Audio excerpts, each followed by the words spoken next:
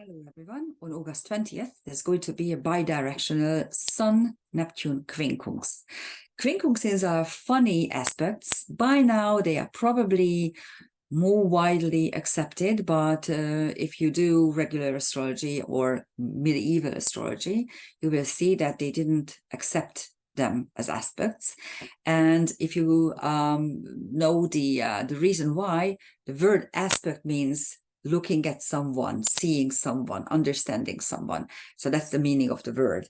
And they stated that semi-sextiles and quincunxes are not aspects because the two celestial objects can't see each other. They can't go back to the starting point. But it's actually not true, because with the quincunx it is true. You end up with a different outset point. So you arrive at a point which is different from the outset. But with the semi-sextile, it's not true, because you can get actually back to the starting point. But the reason why is much more simpler. It's simply, you can't actually realize what's happening, because there are no actual modalities. Modalities are not the same. Elements are not the same or not similar. So there's no governing force behind quincunxes. And this is why they are very hard to accept and also hard to understand. But in karmic astrology, sorry, I'm losing my voice. In karmic astrology, we consider them very important.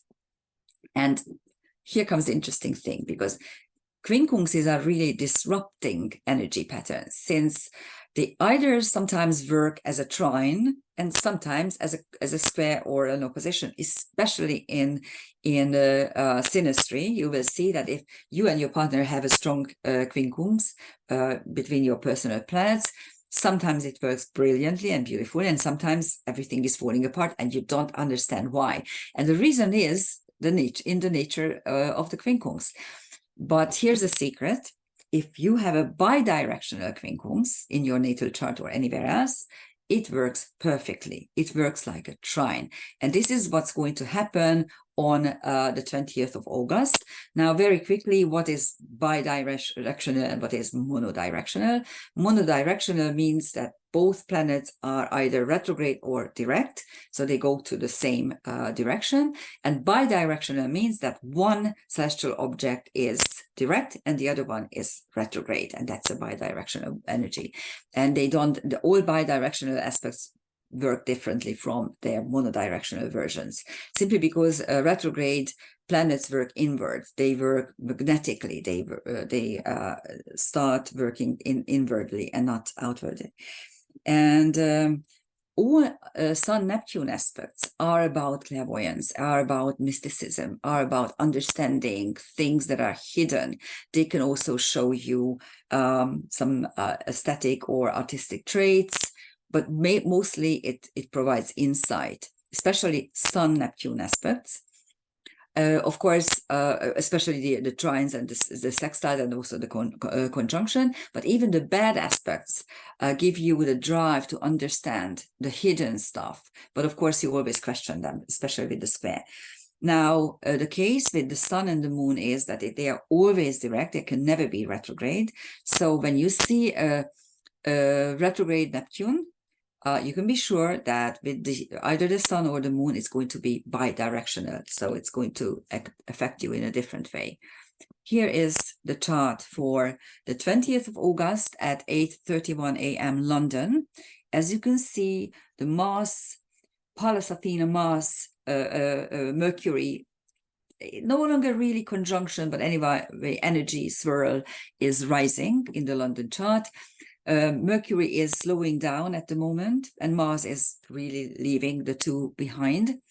Interestingly enough, the three celestial objects are kind of intertwined because Pallas Athena is the pair of both, because with Mercury is just everyday discourse and all sorts of communication, and Pallas Athena is wisdom and knowledge.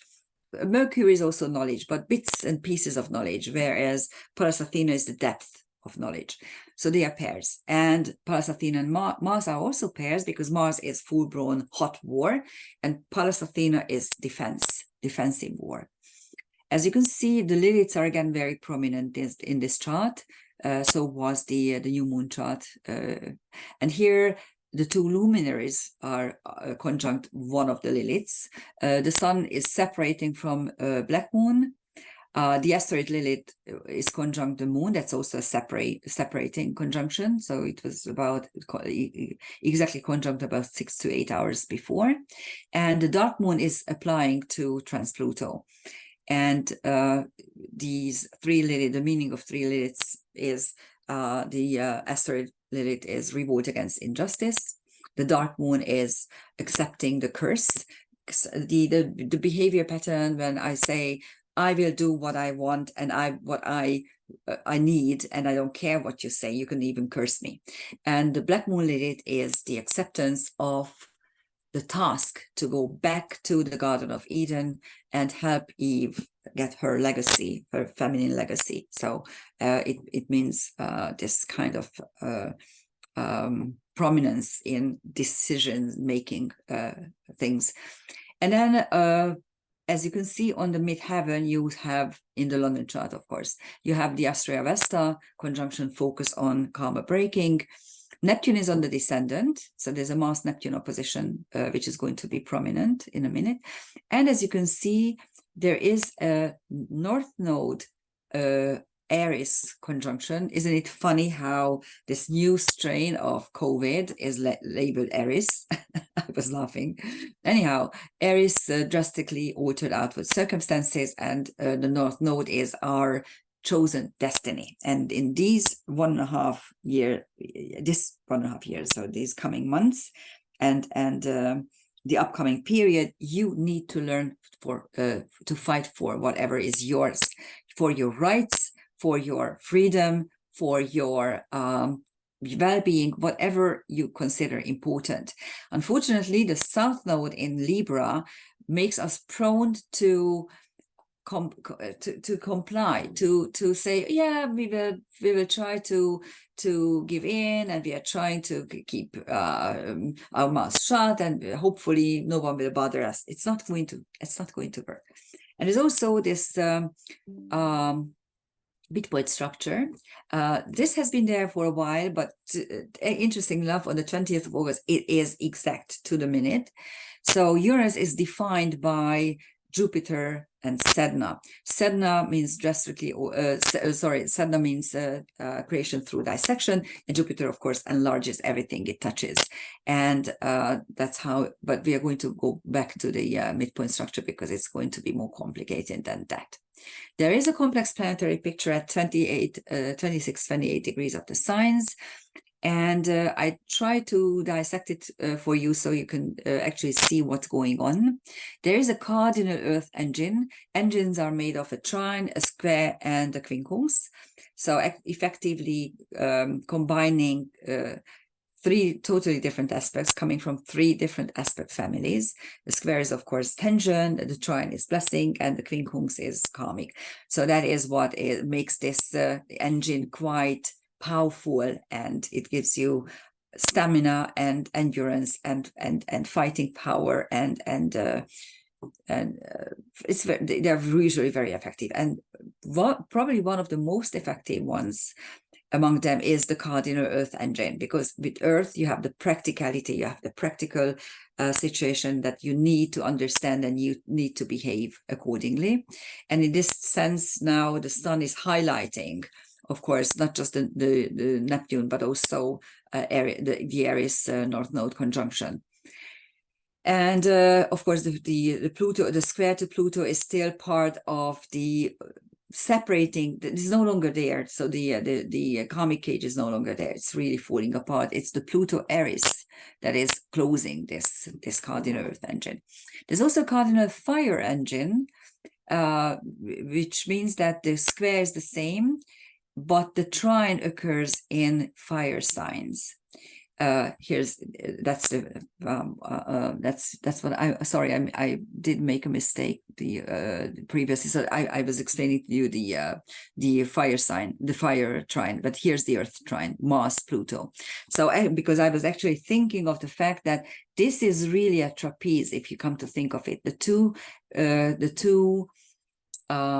engines are intertwined by another structure, really. So and this is a funny trapeze, because the square is the base, so some kind of tension, which in this case is already again the Pluto Aries square, which has been there last year and 2 years ago, and this was a very disruptive energy, and now it's back, kind of.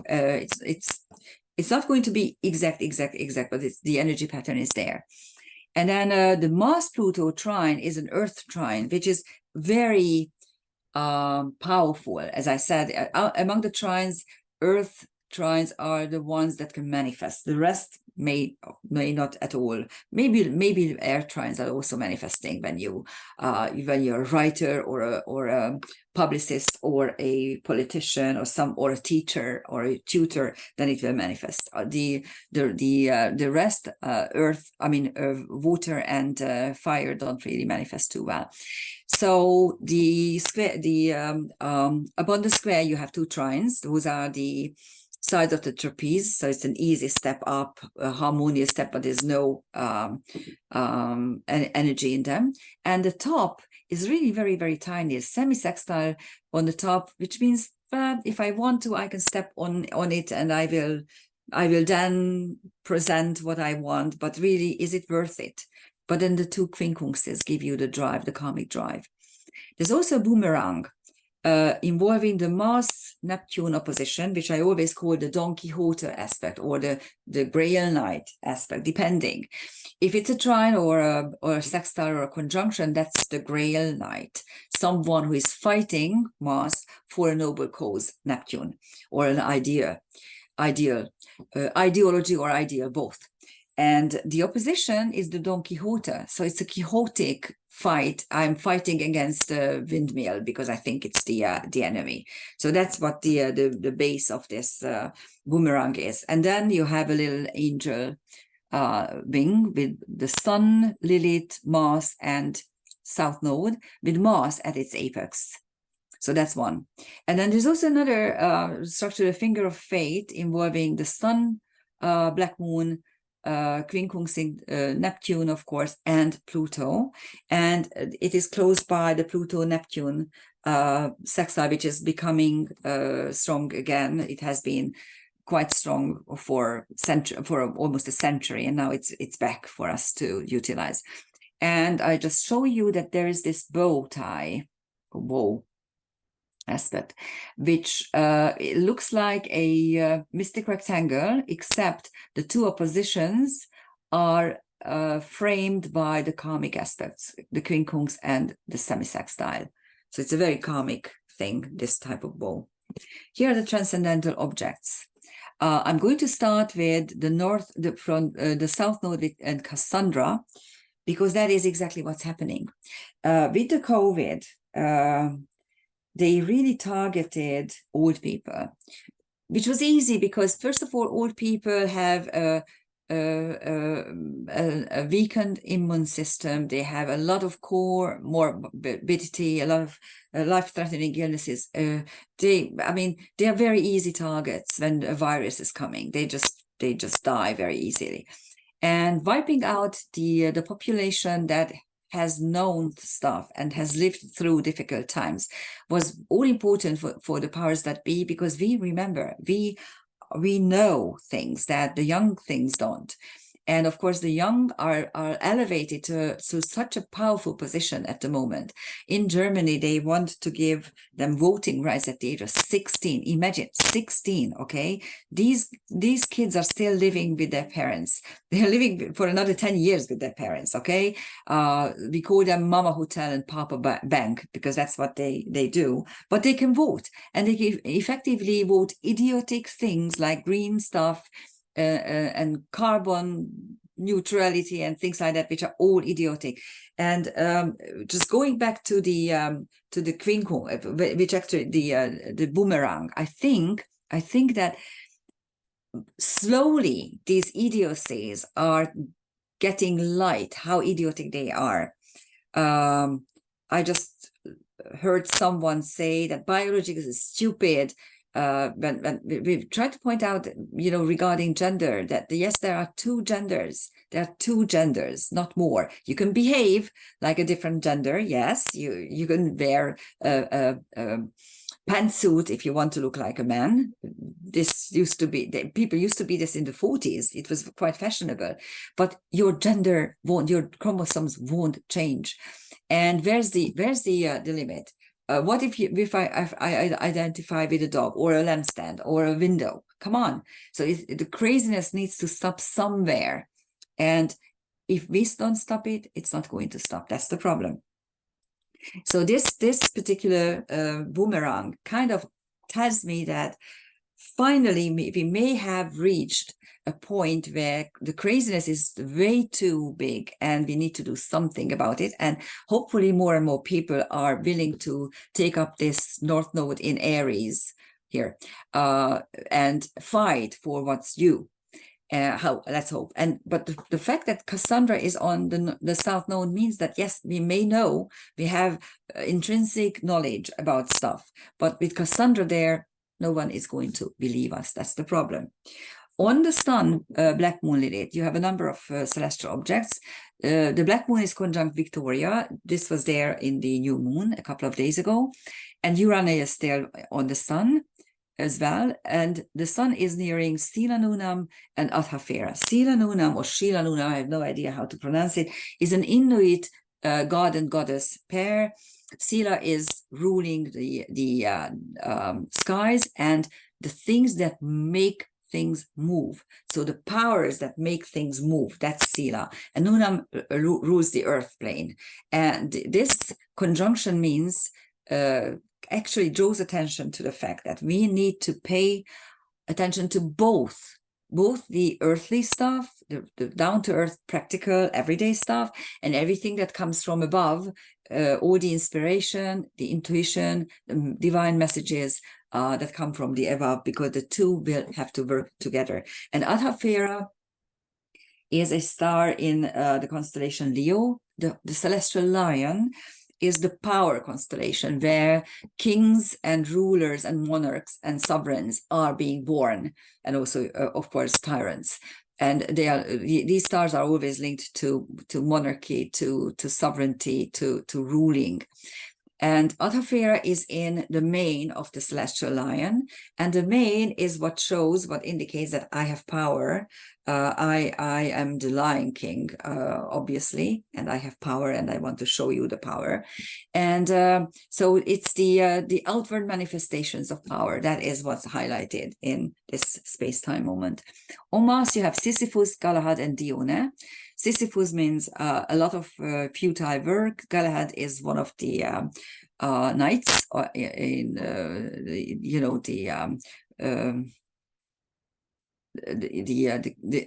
the 12 knights story of Arthur, King Arthur. And Dione is the first wife of Zeus, and when he still doesn't know that he is a chief god, and he falls in love. This is early love. This is early relationships, young and relatively innocent is the word, but I choose a partner not knowing life yet and not knowing myself yet. So it's this type of energy. And that's exactly what's happening in the war, by the way. It's futile. It's very heroic. This is genocide. I'm telling you, a whole generation, a complete nation is wiped out. And the West is fueling this, and it's so dishonest, so incredibly dishonest. The reason for this war is very simple. The American people don't know about this because their mainstream media is not telling them. But the reason is to weaken completely the European Union and Europe as such, to take away its financial freedom. It is to actually effectively do away with some sort of cooperation which could land us on the top of the world. Think about it. Look at the map. Don't do anything else. Just look at the map. Take a look at Europe and Asia. We say Eurasia. There's such a word because it really looks like one continent. All the rest of the continents are one, so that doesn't really mean that we shouldn't consider it as one. But really, what happens here is you have three major units. You have the EU, which has technology and know-how and intelligence. You have Russia, which mainly has resources, unlimited resources, and there's China, which has cheap labor. Now, if you add these three up, you have a very, very successful economic system. Of course, the Americans can't allow this to happen. So that's what's happening at the moment. And this is exactly the Mars energy there. And yes, they are killing off innocent people in a Sisyphusian, completely futile but heroic, Galahad heroic way. On Pluto, you have Orius and Amicus. I told you about this many, many times, so I'm not going to again enumerate it or label it. And then on North Node, Aries, you have Heracles, another hero. This is the midpoint structure that I'm going to show you. Yes, the Jupiter Sedna we talked about, but this is also the Vesta North Node and Vesta Aries midpoint. Australia is a little bit far away, so the conjunction is there, but not the midpoint structure, interestingly enough. And so Uranus is not just defined by the Jupiter Sedna, which is easy to see. So if you train your eyes, it's very easy to see close midpoint structures. Farther midpoint structures are much harder to notice. But Uranus is also defined by Astrea Vesta, focus on your tasks at the moment, your destiny tasks.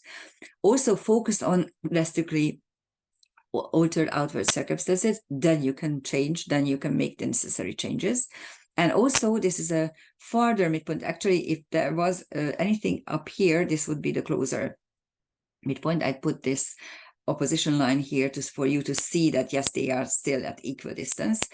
And of course, in karmic astrology, we have 4 midpoints, 2 direct, closer and farther, and 2 indirect square points, because it's a globe and not just a circle.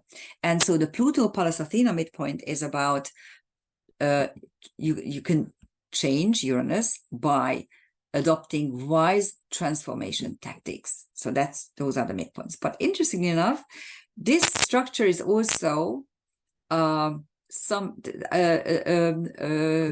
just the midpoint, but also aspects are present. And actually, whenever you see this, whenever you have aspects, you should treat them as aspects. But in this case, it was much easier to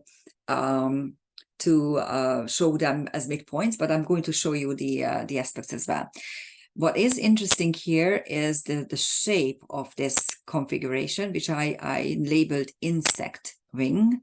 The reason why, because it really looks like an insect wing, like a dark night insect. They have these types of wings.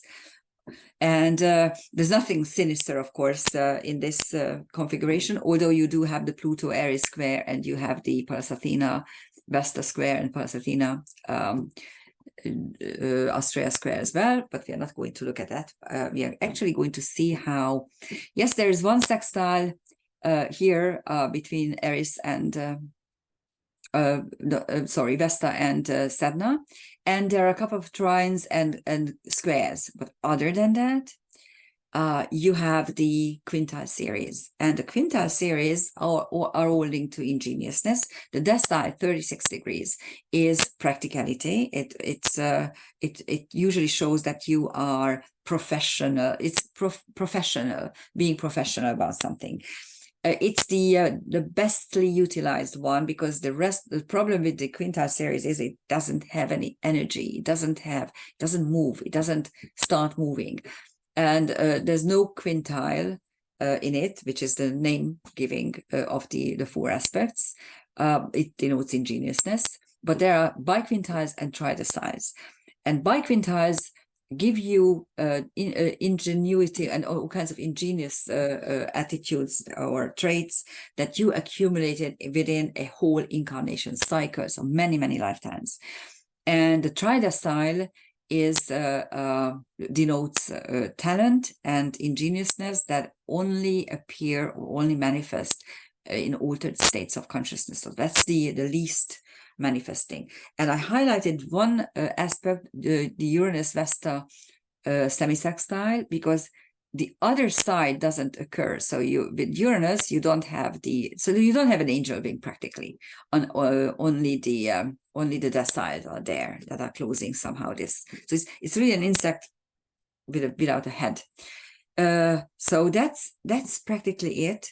So Uranus in this chart is also quite important. It has many aspects, mostly of the quintile series, which, as I said, don't have enough energy, don't create energy. You need to understand in your own chart that you have, if you have a strong quintile or any of these aspects, that these are traits, ingenious traits, but unless you put energy and effort into manifesting them, they will remain dormant. And in this particular space-time moment, Uranus is quite relevant. It is ruled by the retrograde Venus, which means that it manifests, Venus manifests inwardly, but with so many midpoint structures and so many aspects of the quintile series. Yes, I think that the moment in time has come for us to actually look at the idiocies and name them and label them and tell them to people that whenever we see something. And interesting enough, I do see some real scientists who are now trying to speak against climate idiocy and speak against the things that happened during COVID and things that are linked to this LGBTQ nonsense. I'm really sorry for the kids. I'm sorry for the kids who are given this horrible nonsense that they can choose what they want to become. No, you can't choose. You can become someone if you are striving hard, but you can't neglect biology. This is the sad truth. And I just hope that this nonsense, which is very much linked to, similar to witch hunt, but because all the people who are trying to speak against it are witch hunted, literally witch hunted. As witch hunts went away, this nonsense, this idiocy will also go away. Let's hope. And I can see signs already that it is kind of changing. So yeah, this is one of the main narratives at the moment, and it's just not right. We should not treat our children like this, and we should save them in any way we can. Thank you for listening. Happy Sun Neptune bi-directional Quincunx. Use it for insight. Bye-bye.